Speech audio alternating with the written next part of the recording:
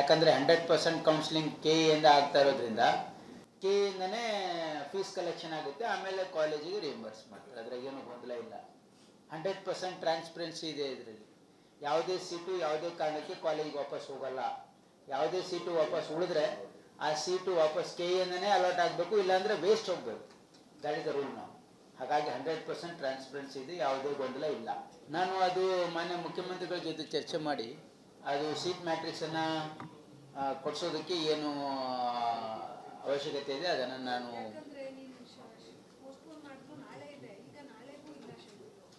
ಇಲ್ಲ, ಇವತ್ತು ನಾನು ಮಾನ್ಯ ಮುಖ್ಯಮಂತ್ರಿಗಳ ಜೊತೆ ಚರ್ಚೆ ಮಾಡಿ ಆ ಸಂಬಂಧ ಯಾರು ಅಧಿಕಾರಿಗಳು ಅದನ್ನು ನೋಡ್ಕೊಳ್ತಾ ಇದ್ದಾರೆ.